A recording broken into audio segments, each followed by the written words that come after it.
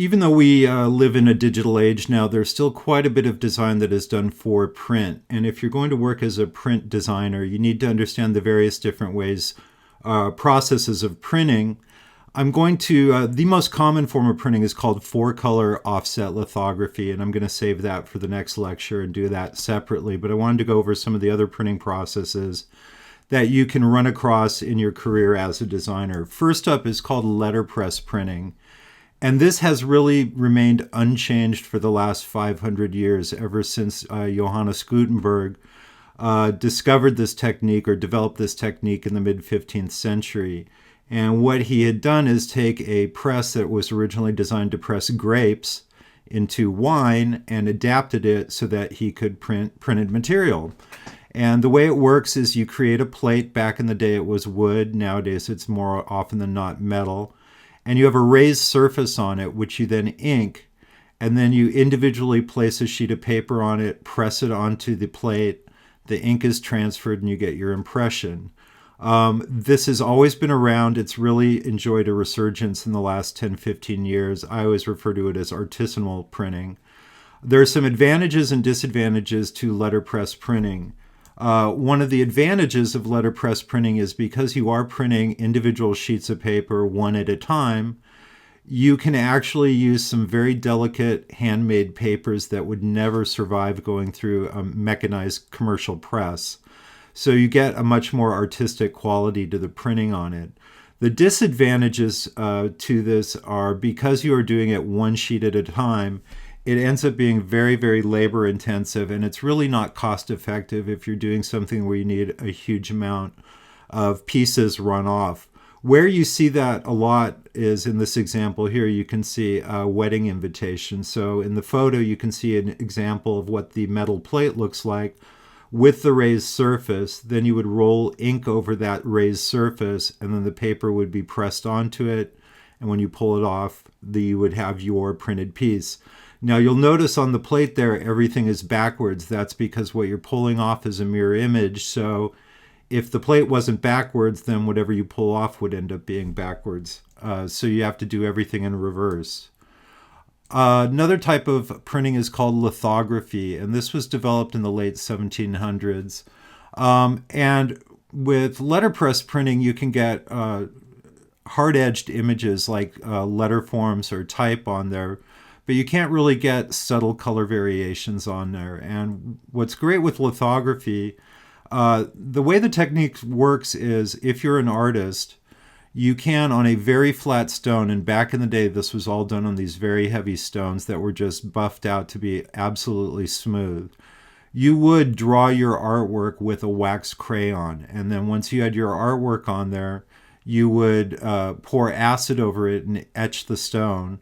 And then once you've etched the stone, you'd wipe off the wax. And then when you ink the stone and then pour water over it, the ink is going to stick to the smooth area of the stone that hasn't been etched.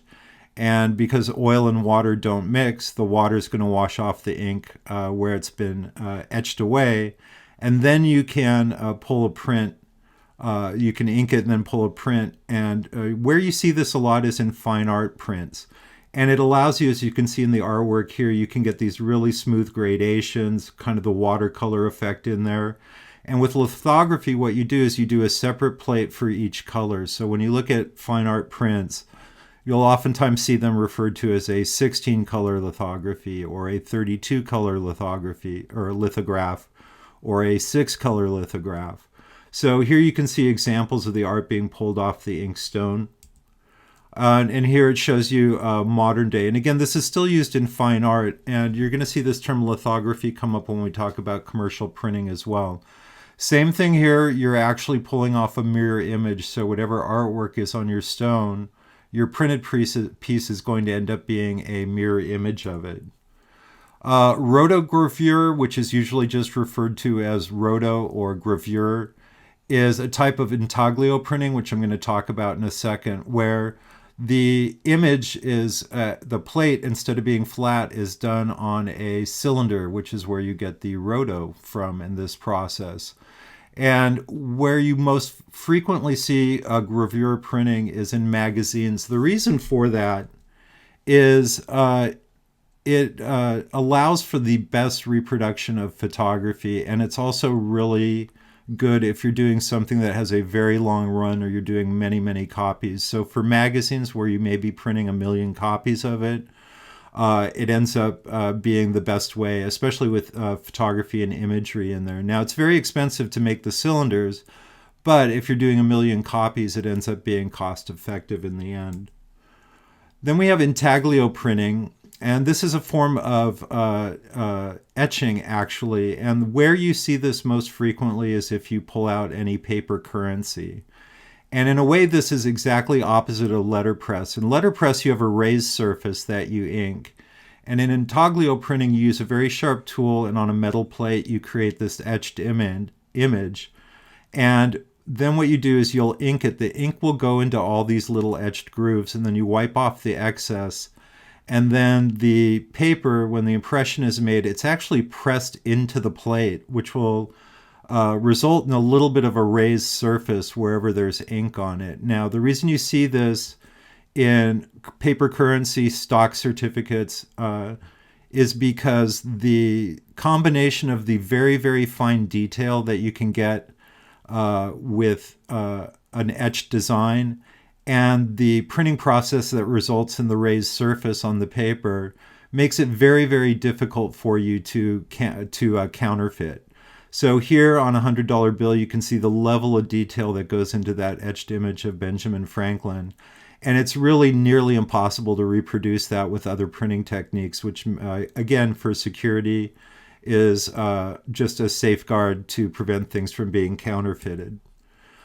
Screen printing, this you oftentimes see, you'll see it done with, say, graphic t-shirts and things of that nature. With screen printing, this actually goes all the way back to ancient China where the technique was developed, and you create a plate or a screen, and you can see one in the upper right-hand corner there. And through the photographic process, what you do is you'll have your design burned onto the screen, and you can see where the design is, you can see through the screen, and where you don't see the design, it's solid. So what you essentially do is put this screen over your surface. It can be a t-shirt, it can be fabric, it can be wood, it can be almost anything. And then you squeegee the ink through the screen, and that's how you get these really great flat color blocks in here. One of the advantages to screen printing is you can print it on almost any surface. It doesn't have to be paper or cardboard. And again, this goes all the way back to ancient China and Japan. And it's still a technique that's commonly used today. And here's some more examples where it will show you. So you use the film positive and expose it to light-sensitive emulsion. And again, that's going to expose your design where you can then pour the ink on there, squeegee it through.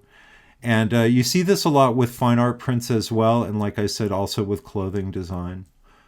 Flexography, this is a type of printing, and the key here is the word flex in here. Oftentimes it's abbreviated as flexo. This is another type of printing, but what's great about flexography is you can print on a lot of different material other than paper and cardboard as well, particularly plastics. And especially plastic bags. So if you go in the grocery store, anything that's in a packaging that's bag related and has printing on it was more often than not printed through flexography. You also see flexography used for labels. So a lot of labels on any packages, on any bottles or jars or anything. And in flexography too, the plates aren't metal. These are usually done as rubber or plastic plates as well. Here's an example of that rubber plate for flexography. And there you can see how it goes. The material, in this case plastic, would be on a giant roll, and you can see it just goes through the impression cylinder in the plate. And then once it's printed, then it can be cut apart into individual bags or images. The last style of printing in this lecture I want to talk about is a term we don't really see that much anymore. It's called giclée. What a giclée is essentially just a digital print. And what I always refer to this as is Etsy printing. And what I mean by that is back in the day, people would open an Etsy shop, put their artwork up there, And then they would be running off digital prints and charging $50 a pop for it. And people would be like, wait a minute, I'm not going to pay $50 for a desktop LaserJet printer print. And so this term was created in 1991. Basically, it's kind of a bougie term for digital print. And it was probably in use for about 10, 15 years. You don't really see it all that much anymore, primarily because digital printing or desktop printing has come so far and the quality is so much better than it used to be that some digital prints can rival some of the best offset lithography prints, and there's really not any stigma to having a digital print anymore. You may still occasionally see this term prop up, but increasingly people are just calling a digital print a digital print.